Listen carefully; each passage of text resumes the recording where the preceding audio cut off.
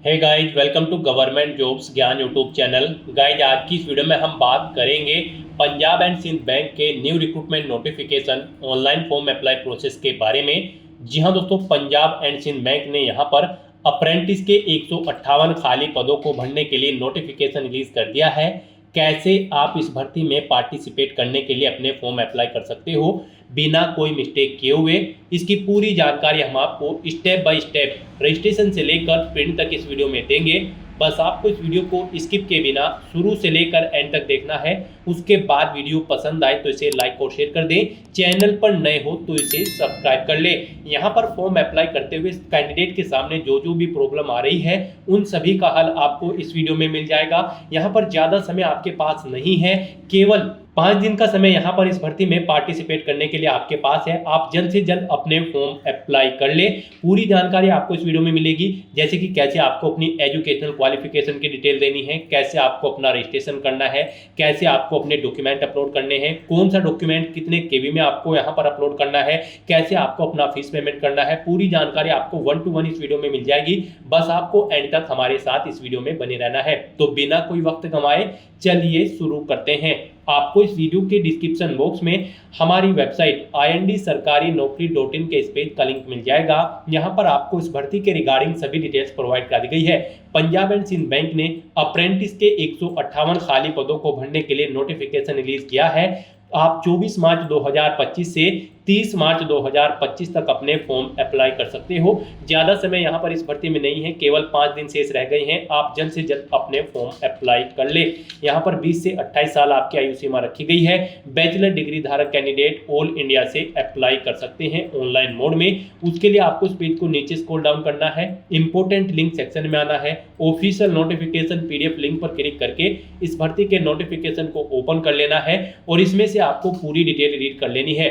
जैसे कि यहाँ पर आपको सभी डिटेल्स प्रोवाइड कर दी गई है। कब से कब तक आप अप्लाई कर सकते हो, कैसे आप अप्लाई कर सकते हो, कौन सी कैटेगरी के लिए कितनी नंबर ऑफ वैकेंसीज है, पूरी डिटेल यहाँ पर आपको प्रोवाइड करा दी गई है। साथ ही साथ आपको एजुकेशनल क्वालिफिकेशन की पूरी डिटेल यहाँ पर दी गई है। कौन कौन कैंडिडेट यहाँ पर इस भर्ती में पार्टिसिपेट करने के लिए एलिजिबल है, आप सभी डिटेल्स यहाँ से चेकआउट करें। उसके बाद अपने फॉर्म अप्लाई कर लें। फॉर्म अप्लाई करने के लिए भी आपको हमारी वेबसाइट के इसी पेज पर ही अप्लाई ऑनलाइन का ये लिंक दिया गया है। जैसे ही आप इस लिंक पर क्लिक करेंगे तो आपके सामने यहाँ पर PHB यानी कि पंजाब एंड सिंध बैंक का ये ऑफिशियल पोर्टल ओपन होगा। गाइस, यहाँ पर आपको लॉगिन का पूरा सेक्शन दिया गया है। यहाँ पर आने के बाद आपको अपना रजिस्ट्रेशन नंबर एंटर करना है, अपना पासवर्ड एंटर करना है, ये सिक्योरिटी कार्ड कोड आपको यहाँ पर एंटर करना है और फिर आपको सबमिट के इस बटन पर क्लिक करके अपने डैशबोर्ड में लॉगिन कर लेना है और फिर वहाँ से आपको अपना फॉर्म अप्लाई करना है। और अगर आप इस भर्ती में पार्टिसिपेट करने के लिए फर्स्ट टाइम अप्लाई करने जा रहे हो तो सबसे पहले यहाँ पर आपको अपना रजिस्ट्रेशन करना होगा। उसके लिए आपको यहाँ पर click here for new registration ये टैब दी गई है। आप इस टैब पर क्लिक करें, आपके सामने रजिस्ट्रेशन का फॉर्म ओपन होगा। यहाँ पर आने के बाद आपको सबसे पहले अपना फर्स्ट नेम एंटर करना है। उसके बाद आपको वही नेम एक बार फिर से एंटर करके उसे कंफर्म कर लेना है। फिर आपका मिडिल नेम लास्ट नेम है तो वह एंटर कर दें, उन्हें कंफर्म कर ले। नहीं है तो आप इन कॉलम्स को खाली छोड़ दें। उसके बाद यहाँ पर आपको अपना मोबाइल नंबर एंटर करना है, उसे एक बार फिर से एंटर करके कंफर्म कर लेना है। कोई अल्टरनेट मोबाइल नंबर या फिर लैंडलाइन नंबर है तो वो एंटर कर दे। नहीं है लैंडलाइन नंबर तो आप इस कॉलम को खाली छोड़ सकते हैं। उसके बाद यहाँ पर आपको अपनी ईमेल ID के शुरू के कैरेक्टर एंटर करने हैं और फिर इस सेकंड कॉलम में से आपको डोमेन नेम सेलेक्ट कर लेना है। फिर यहाँ पर आपको अपनी कंप्लीट ईमेल ID एंटर करनी है। उसके बाद आपको ये सिक्योरिटी कोड इस बॉक्स में एंटर करना है और फिर गाइस यहाँ पर आपको सेव एंड नेक्स्ट के इस ऑप्शन पर क्लिक कर देना है। नेक्स्ट आपके सामने कुछ इस तरह से इंटरफेस ओपन होगा। यहाँ पर आपका रजिस्ट्रेशन हो चुका है। आपको एक रजिस्ट्रेशन नंबर और पासवर्ड प्रोवाइड कर दिया गया है। आपको इसे केयरफुली नोट डाउन करके रख लेना है फ्यूचर यूज के लिए। और यहाँ पर अब आपको अपना फोटोग्राफ और सिग्नेचर अपलोड करने हैं और लाइव फोटो यहाँ पर आपको कैप्चर करना है। गाइस, यहाँ पर आपको इनके लिए गाइडलाइन दी गई है। आप guideline for scanning the photograph and signature इस लिंक पर क्लिक करें। आपके सामने ये PDF ओपन होगी। यहाँ पर आपका जो पासपोर्ट साइज फोटो होगा उसका साइज 4.5 सेंटीमीटर इंटू 3.5 सेंटीमीटर होना चाहिए, 20 से 50 KB के बीच में होने चाहिए और डायमेंशन उसकी 200 इंटू 230 पिक्सल होनी चाहिए और ये JPG या फिर JPEG फॉर्मेट में होना चाहिए। और यहाँ पर जो आपके सिग्नेचर होंगे उनकी डायमेंशन 140 इंटू 60 पिक्सल होनी चाहिए और 10 KB से 20 KB के बीच में आपके यहाँ पर सिग्नेचर होने चाहिए। और जो आप लाइव फोटो कैप्चर करेंगे उसके लिए भी यहाँ पर आपको गाइडलाइन दी गई है, यहाँ से आप चेकआउट कर सकते हो। यहाँ पर आपका कलर्ड फोटो होना चाहिए और उसमें जहाँ पर आप अपना लाइव फोटो कैप्चर करेंगे उस वेब कैमरा में आपका फोटो यहाँ पर बिल्कुल क्लियर होना चाहिए और स्ट्रेट फॉरवर्ड में आपका फोटो होना चाहिए। और यहाँ पर आपको रोशनी अगर कम होगी तो फिर यहाँ पर आपका फोटो कैप्चर नहीं होगा। तो यहाँ से आप गाइडलाइन रीड कर लें और उसके बाद आपको अपने डॉक्यूमेंट अपलोड करने हैं। तो यहाँ पर आपको अपना फोटो अपलोड करने के लिए चूज फाइल बटन पर क्लिक करना है, फाइल को सिलेक्ट करना है और 1 बाय 1 करके आपको अपना फोटो यहाँ पर अपलोड कर देना है। फाइल को सिलेक्ट करना है और यहाँ पर आपको अपना फोटो अपलोड कर देना है। इसी तरह से यहाँ पर आपको अपने सिग्नेचर अपलोड करने हैं। उसके बाद आपको इन चेकबॉक्सेस को ओके करना है। फिर यहाँ पर आपको अपना लाइव फोटो कैप्चर करना है। आप कैप्चर फोटो ऑप्शन पर क्लिक करें और अपने वेब कैमरा से आप अपना लाइव फोटो कैप्चर कर लें, या फिर यहाँ पर आप इस QR कोड को स्कैन करके भी अपना फोटो कैप्चर कर सकते हो। आप क्लिक हियर टू स्कैन इस ऑप्शन पर क्लिक करें और फिर यहाँ पर इस QR कोड को स्कैन करके आप अपना फोटो कैप्चर कर दें। इस तरह से अपने फोटो सिग्नेचर यहाँ पर अपलोड करने के बाद फिर आपको गाइड नेक्स्ट के इस ऑप्शन पर क्लिक कर देना है। नेक्स्ट आपके सामने कुछ इस तरह से इंटरफेस ओपन होगा। अब यहाँ पर आपको अपनी बेसिक डिटेल देनी है। सबसे पहले यहाँ पर आप अपना स्टेट सेलेक्ट करें, जिस स्टेट से आप बिलोंग करते हैं। उसके बाद यहाँ पर आपको अपना डिस्ट्रिक्ट सेलेक्ट कर लेना है। फिर यहाँ पर आपसे पूछा गया है आपकी लोकल लैंग्वेज, आप अपनी लोकल लैंग्वेज यहाँ पर सेलेक्ट करें। फिर आपको अपनी कैटेगरी यहाँ पर सेलेक्ट करनी है। उसके बाद यहाँ पर आपसे पूछा गया है कि क्या आप PWBD कैंडिडेट हैं और आपकी PWBD की परसेंटेज 40% से अबव है। अगर है तो आप येस ऑप्शन सेलेक्ट करें। फिर अपनी डिसेबिलिटी का टाइप सेलेक्ट करें और अगर नहीं है तो यहाँ पर आपको नो ऑप्शन सेलेक्ट करना है। फिर आपसे पूछा गया है कि क्या आप 1984 के दंगा के पीड़ित हैं। अगर हैं तो यस करें, नहीं है तो आप नो ऑप्शन सेलेक्ट करें। उसके बाद आपसे पूछा गया है कि क्या आप यहाँ पर एज में रिलेक्शन चाहते हैं। अगर आप पीडो या फिर डाइवोर्स वुमेन है या फिर जुडिशली सेपरेटेड है अपने हस्बैंड से, अगर चाहते हैं तो यहाँ पर आप यस करें, नहीं तो नो ऑप्शन सेलेक्ट करें। उसके बाद यहाँ पर आपको अपना रिलीजन सेलेक्ट कर लेना है, आप किस धर्म से आते हैं। फिर यहाँ पर आपसे पूछा गया कि क्या आप माइनॉरिटी कम्युनिटी के अंतर्गत आते हैं। अगर आते हैं तो यस करें, नहीं तो नो ऑप्शन सेलेक्ट कर लें। फिर यहाँ पर आपसे पूछा गया है कि क्या आपने national apprenticeship training scheme NATS portal पर अपना रजिस्ट्रेशन कर रखा है। यहाँ पर अप्रेंटिसशिप की इस भर्ती में पार्टिसिपेट करने के लिए गाइस, यहाँ पर इस भर्ती में पार्टिसिपेट करने के लिए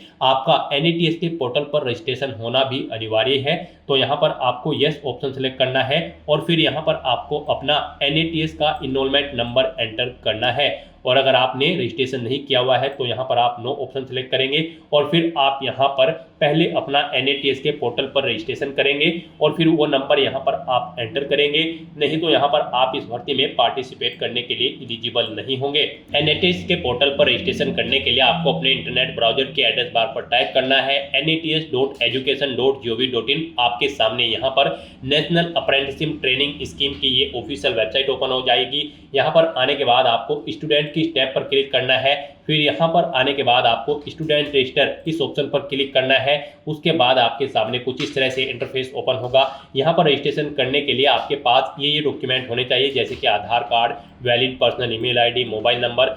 तो अगर आपसे पूछा गया कि क्या आपके पास ये डॉक्यूमेंट है तो यहाँ पर आप येस ऑप्शन सेलेक्ट करें।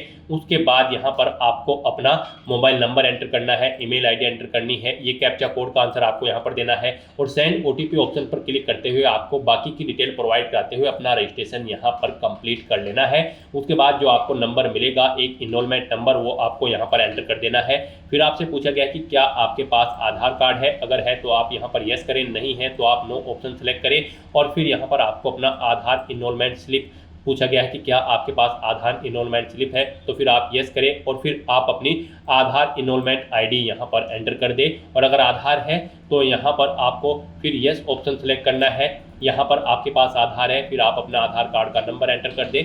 उसके बाद यहाँ पर आपको अपनी नेशनलिटी सेलेक्ट कर लेनी है। उसके बाद आपको अपनी डेट ऑफ बर्थ यहाँ पर सेलेक्ट करनी है। फिर आपको अपना जेंडर सेलेक्ट करना है। उसके बाद यहाँ पर आपसे पूछा गया कि क्या यहाँ पर आपके जुड़वा भाई बहन है। अगर है तो आप यस करें और फिर उनका जेंडर सेलेक्ट करें और उनका नाम यहाँ पर एंटर करें। नहीं है तो आप नो ऑप्शन सेलेक्ट करें। उसके बाद आपसे पूछा गया कि क्या आप मैरिड हो या फिर अनमैरिड हो या फिर विडो हो। आप अपने अकॉर्डिंग यहाँ पर ऑप्शन सेलेक्ट करें। फिर उसके बाद आपको अपने फादर का नाम एंटर करना है, उसके बाद यहाँ पर आपको अपनी मदर का नाम एंटर करना है, उसके बाद यहाँ पर आपको अपना कोरोस्पोंडेंस एड्रेस एंटर कर देना है और फिर गाइस यहाँ पर आपको अपना परमानेंट एड्रेस एंटर करना है। और अगर आपका परमानेंट एड्रेस आपके कोरोस्पोंडेंस एड्रेस के अकॉर्डिंग सेम है तो फिर आप इस चेकबॉक्स को ओके कर दें, ऑटोमेटिकली आपका परमानेंट एड्रेस आपके कोरोस्पोंडेंस एड्रेस के अकॉर्डिंग फिल हो जाएगा। उसके बाद यहाँ पर आपसे पूछा गया है आपका जीएसटी इनवॉइसिंग, यानी कि आप किस एड्रेस पर कम्युनिकेट करना चाहते हैं, कोरोस्पोंडेंस एड्रेस पर या फिर परमानेंट एड्रेस पर। आप अपने अकॉर्डिंग ऑप्शन सेलेक्ट करें, फिर यहाँ पर आपको आपकी कैटेगरी के अकॉर्डिंग एप्लीकेशन फीस का अमाउंट शो कर दिया जाएगा। इस तरह से अपनी ये सभी डिटेल्स यहाँ पर फिल करने के बाद आपको वैलिडेट योर डिटेल्स इस ऑप्शन पर क्लिक करना है, अपनी सभी डिटेल्स को वैलिडेट कर लेना है और फिर आपको सेव एंड नेक्स्ट के इस ऑप्शन पर क्लिक कर देना है। नेक्स्ट यहाँ पर आपको अपनी क्वालिफिकेशन, एक्सपीरियंस और लैंग्वेजेस की डिटेल देनी है। गाइस यहाँ पर इस भर्ती में पार्टिसिपेट करने के लिए आपके पास ग्रेजुएट डिग्री होनी मस्ट है। किसी भी डिसिप्लिन के अंतर्गत किसी वेल रिकॉग्नाइज्ड यूनिवर्सिटी या फिर इंस्टीट्यूट से पोस्ट ग्रेजुएशन डिग्री अगर आपके पास है तो फिर आप इस भर्ती में पार्टिसिपेट करने के लिए एलिजिबल नहीं है। और यहाँ पर अगर आपको 1 साल का एक्सपीरियंस है तब भी आप एलिजिबल हो, और अगर 1 साल से ज़्यादा का एक्सपीरियंस है तब आप इस भर्ती में पार्टिसिपेट करने के लिए एलिजिबल नहीं है। और अगर आप फ्रेशर हो तब भी आप इस भर्ती के लिए अप्लाई कर सकते हो। तो यहाँ पर आपको अपनी क्वालिफिकेशन की डिटेल देनी है। सबसे पहले यहाँ पर आपको अपनी 10वीं क्लास की डिटेल देनी है। यहाँ पर आपको बताना है सबसे पहले अपने बोर्ड का नाम जिससे आपने अपनी 10वीं क्लास पास आउट की है। फिर यहाँ पर आपको पासिंग डेट सेलेक्ट करनी है, पहले डे, फिर मंथ, फिर ईयर, फिर कितने % मार्क्स आपने ऑब्टेन किए हैं वो यहाँ पर आप एंटर करें।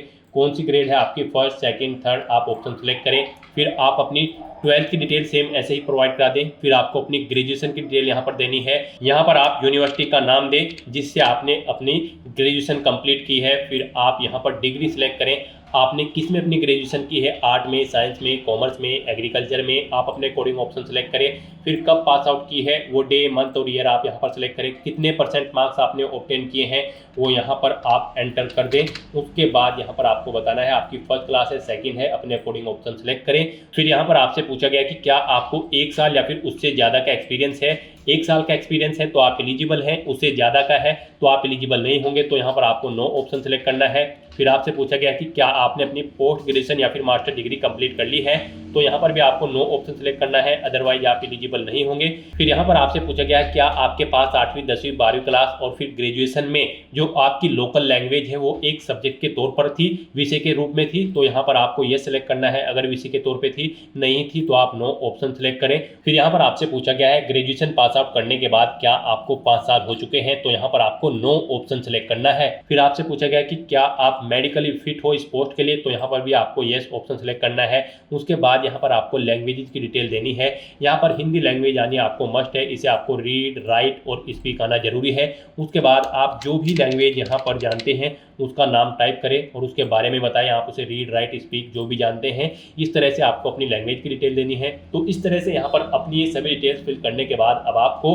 वैलिडेट योर डिटेल इस ऑप्शन पर क्लिक करना है, अपनी सभी डिटेल्स को वैलिडेट कर लेना है और फिर आपको यहाँ पर सेव एंड नेक्स्ट के इस ऑप्शन पर क्लिक कर देना है। नेक्स्ट आपके सामने आपके रजिस्ट्रेशन फॉर्म का पूरा प्रीव्यू शो हो जाएगा। आपको सभी डिटेल्स केयरफुली चेकआउट करनी है, पेज को नीचे स्क्रॉल डाउन करना है और गाइस यहाँ पर आने के बाद आपको डिक्लेरेशन सेक्शन में आई एग्री चेकबॉक्स को ओके करना है और फिर यहाँ पर आपको कंप्लीट रजिस्ट्रेशन के इस ऑप्शन पर क्लिक कर देना है। कहीं पर कोई मिस्टेक है तो आप बैक बटन पर क्लिक करके एडिट कर सकते हो। नेक्स्ट यहाँ पर आपको अपने डॉक्यूमेंट अपलोड करने हैं। यहाँ पर आपको अपना लेफ्ट थंब इंप्रेशन और handwritten declaration document upload करना है। इनके लिए भी आपको गाइडलाइन दी गई है। आप गाइडलाइन फॉर डॉक्यूमेंट अपलोड इस लिंक पर क्लिक करें, ये PDF ओपन होगी। यहाँ पर आपका लेफ्ट थंब इंप्रेशन, उसकी डायमेंशन 240x240 पिक्सल होनी चाहिए। फाइल का साइज 20 KB से 50 KB के बीच में होना चाहिए और ये JPG या फिर JPEG फॉर्मेट में होना चाहिए।